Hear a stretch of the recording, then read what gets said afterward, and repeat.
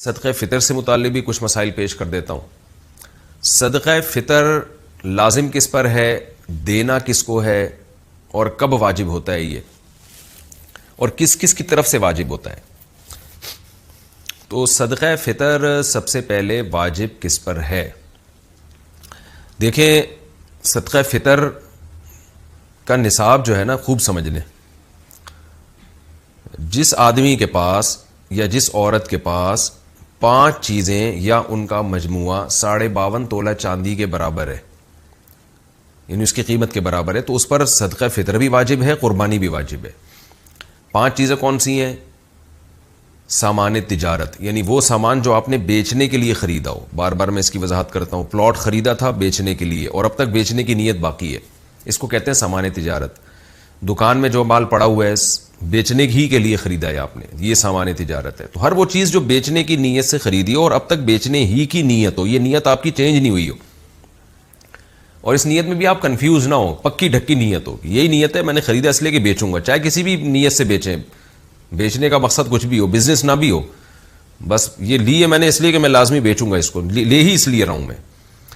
تو ایسے یہ چیز دیکھی جائے گی. نمبر 2 سونا، نمبر 3 چاندی، نمبر 4 کیش اماؤنٹ یعنی کرنسی، اور نمبر 5 ضرورت سے زائد سامان. ضرورت سے زائد سامان کا مطلب یہ ہے کہ وہ سامان جو پورے سال استعمال نہیں ہو رہا، چاہے وہ پراپرٹی کی صورت میں ہو، گاڑی ہو، برتن ہیں گھر میں رکھے ہوئے پورے سال استعمال نہیں ہوتے، شوکیس میں پڑے ہوئے، کپڑے ہیں پورے سال استعمال نہیں ہو رہے، موبائل ہے رکھا ہوا ہے استعمال میں نہیں آتا اور ڈبے میں رکھا ہوا ہے وہ تو پورے سال استعمال نہیں ہو رہا، وہ یا آپ کی نیت ہی نہیں ہے پورے سال استعمال کرنے کی، یا کوئی یعنی آپ کو پتہ ہے کہ یہ میرے استعمال میں نہیں ہے، ایویں پڑا ہوا ہے یہ.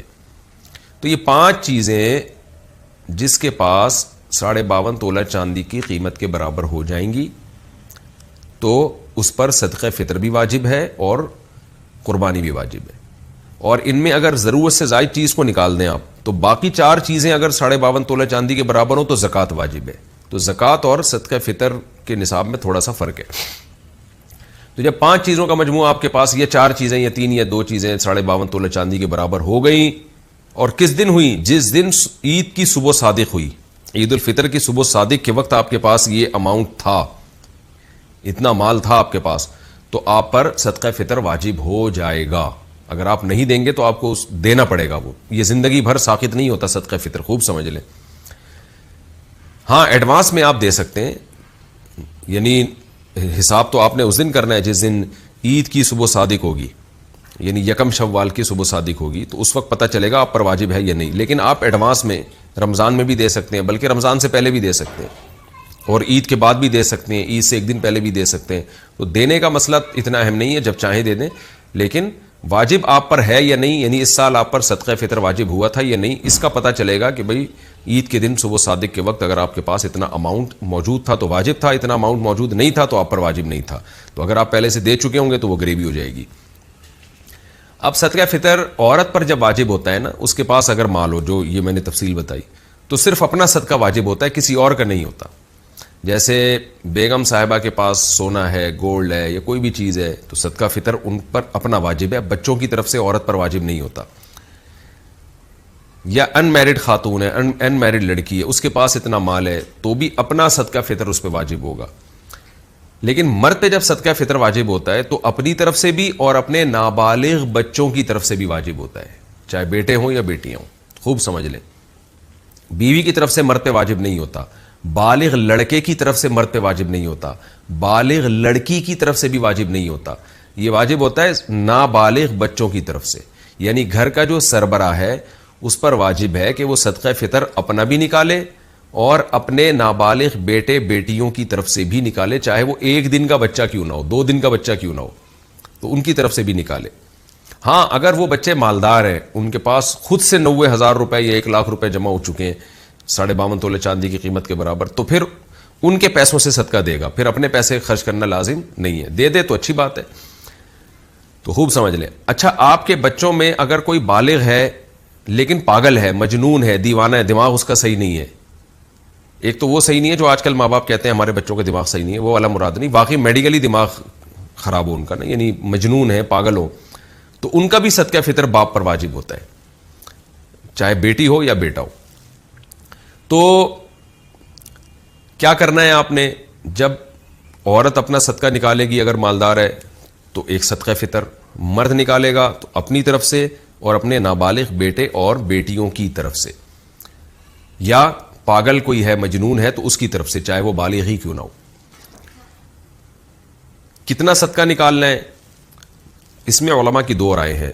جمہور علماء جو بر صغیر کے، وہ کہتے ہیں 1.25 کلو گندم، یعنی اگر آپ نے آٹے کی صورت میں دینا ہے تو 2.25 کلو۔ کھجور، جو، کشمش، اس صورت میں اگر اس کو معیار بنا کے دینا ہے تو اس کو ڈبل کر لیں، یعنی 2.25 کا ڈبل ہوتا ہے 3.5 کلو۔ تو یعنی کھجور سے اگر آپ دینا چاہیں، کشمش سے دینا چاہیں، جو سے دینا چاہیں تو اس کا ڈبل، اور اگر آپ گندم سے دینا چاہیں تو 2.25 کلو۔ یہ جمہور کی رائے ہے، لیکن حضرت مفتی رشید احمد صاحب رحمہ اللہ تعالیٰ کی رائے یہ تھی کہ 2.25 کلو گندم ہے، یعنی اگر آپ گندم سے دینا چاہیں تو 2.25 kg، جمہور علماء کے نزدیک 1.75، اور مفتی رشید احمد صاحب رحمہ اللہ تعالیٰ کی رائے، ان کی پوری تحقیق اصل فتاوی میں ان کی کتاب میں چھپی ہوئی ہے، تو ہمیں اسی تحقیق پہ زیادہ اطمینان ہے، کیونکہ وہ دلائل ہمارے خیال میں وہ زیادہ مضبوط دلائل ہیں۔ تو 2.25 یعنی 2.25 کلو، تو 2.25 کلو گندم، اور اگر کھجور یا جو سے یا کشمش سے دینا چاہیں تو 2.25 کو ڈبل کر لیں، یعنی 4.5 کلو۔ تو یہ ایک اختلاف ہے، جب ایسا اختلاف علماء کے درمیان ہوتا ہے تو پھر عوام کے لیے بہتر یہ ہوتا ہے کہ احتیاط والے قول پہ عمل کرے، گنجائش یہ ہوتی ہے کہ اس قول پہ عمل کر لے جس میں مقدار کم ہے۔ تو آپ کو میں نے دونوں نصاب اسی وجہ سے بتا دیے کیونکہ دونوں طرف بڑے بڑے علماء ہیں، تو اگر آپ چاہیں تو 2.25 کلو گندم کے حساب سے دے دیں تو بھی انشاءاللہ صدقہ فطر آپ کا ادا ہو جائے گا، لیکن احتیاط اس میں ہے کہ 2.25 کلو گندم کے حساب سے آپ دیں۔ تو 2.25 کلو گندم کا جو فی الحال ریٹ چل رہا ہے آج کی تاریخ میں وہ 180 روپے ہے، اور 2.25 کیا آپ خود ہی کیلکولیٹ کر لیں کتنا بنتا ہے۔